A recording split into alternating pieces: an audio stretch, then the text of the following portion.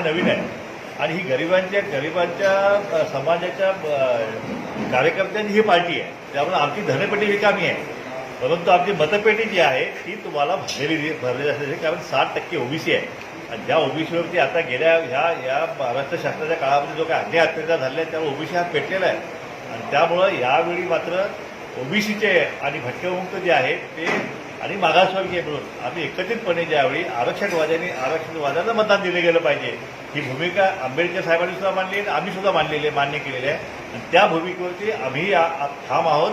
आणि म्हणून आमचे उमेदवार जे आहेत जरी गरीब असतील, कारण तरी ते मोठे कार्यकर्ते नसतील, माजी आमदार नसतील, माजी खासदार नसतील, पण चळवळीतले आमचे कार्यकर्ते नेते मंडळी आहेत ते त्या ठिकाणी निकराची लढाई त्या ठिकाणी देतील आणि ओबीसी बांधव जे आहेत ते आमच्या उमेदवारांना नक्कीच त्या ठिकाणी निवडून आणल्याशिवाय राहणार नाही. या महाराष्ट्राच्या इतिहासातला पहिला जो आहे पहिला जाहीरनामा असा आहे की जो सामाजिक न्यायाच्या आधारावरती आधारित आहे. प्रत्येक वंचित कुटुंबाला या ठिकाणी न्याय देण्याची भूमिका या आमच्या जाहीरनाम्याने आम्ही दिलेली आहे. त्यामध्ये शेतकरी असतील, त्यामुळे शिक्षक असतील, त्यामुळे विद्यार्थी असतील, त्यामुळे कर्मचारी असतील, कष्टकरी असतील, शेतकरी असतील, या सगळ्यांना न्याय देणारा हा आमचा जाहीरनामा आहे.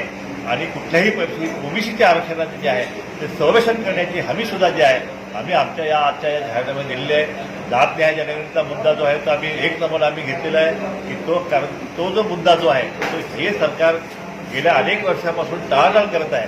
म्हणून जात न्याय जनगणनेवर आम्ही प्राधान्य दिलेलं आहे आणि अशा प्रकारे या सगळ्या वर्गाचं जे आहे, कारण आज शिक्षणाला बजेट नाही आहे, आम्ही जीडीपीच्या 6% बजेट जे आहे ते करण्याची आम्ही मागणी या जाहीरनाम्यामध्ये केलेली आहे. त्याचप्रमाणे उद्योगधंद्यांना जे आहे शेळीपालन कुक्कुटपालन असेल, भटक्यामुक्तांच्या पारामध्ये राहणारी जी भूमिहीन असणारी कुटुंब आहेत, ज्यांना घर नाही बेघर असले कुटुंब आहेत, प्रत्येक कुटुंबाला त्या ठिकाणी घर दिलं जाईल आणि भूमिहीनाला सुद्धा जो आहे तो जमीन देण्याचा कार्यक्रम जो आहे तो आम्ही कार्यक्रम या महाराष्ट्रामध्ये आम्ही राबवल्याशिवाय आम्ही राहणार नाही.